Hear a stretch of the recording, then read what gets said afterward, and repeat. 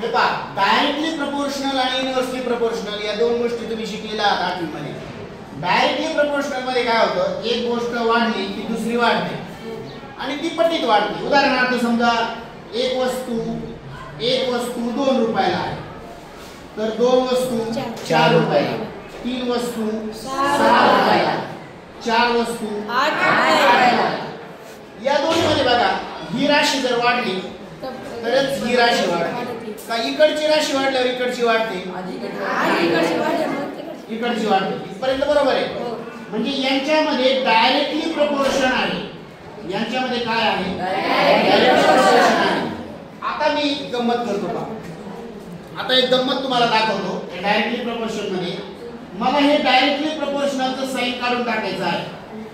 Okay, आता मी इथे बरोबरचं साइन घेतो.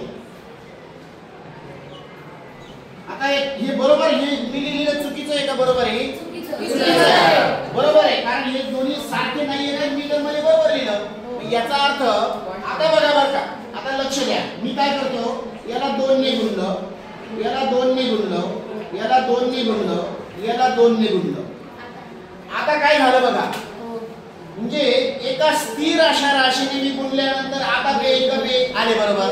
बे 2 4, बे 3 6, बे 4 8. या सगळ्यांमध्ये एक मला स्थिर पद मिळालेलं आहे. काय नाव आहे त्याचं?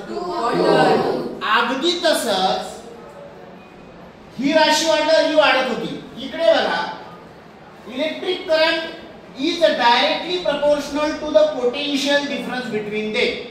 म्हणजे जर पोटेन्शियल डिफरन्स वाढला तर इलेक्ट्रिक करंट वाढणार आहे. पोटेन्शियल डिफरन्स वाढला तर वाढणार आहे. म्हणून पोटेन्शियल डिफरन्स इथल्या सारखंच मी डायरेक्टली प्रोपोर्शनलचं साइन काढलं, इक्वलचं साइन घेतलं आणि मग आता हे स्थिर पद ठेवायचं असेल तर इथे आपल्याला के आला. कारण इथे जसा 2 तयार झाला होता तसा इथे हा के आला की नाही. आता हे दोन राशी सारख्या होतील की नाही?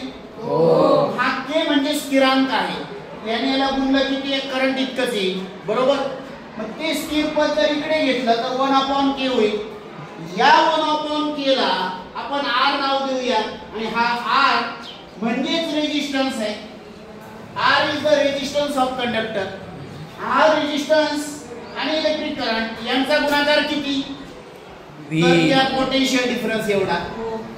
मग आता हे जे पोटेन्शियल डिफरन्स आहे ते ओम, याचं युनिट आपण ओम आहे. मग 1 ओम पोटेन्शियल डिफरन्स कसा असेल, हा जो 1 ओम रेजिस्टन्स कसा असेल, sorry R is equal to 1 volt potential difference upon ampere. Very good.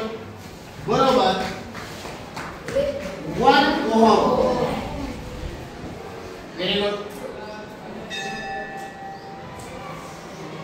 इथपर्यंत आलं का बरोबर?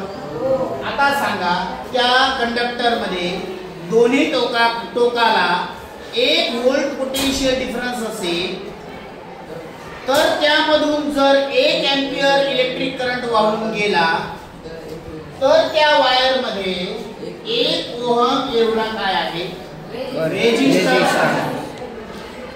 जर मी 1 व्होल्ट पोटेन्शियल डिफरन्स मध्ये 2 एम्पियर करंट वाहिला तर तो रेजिस्टन्स वाढेल का कमी होईल? कमी होईल. अगदी बरोबर आहे.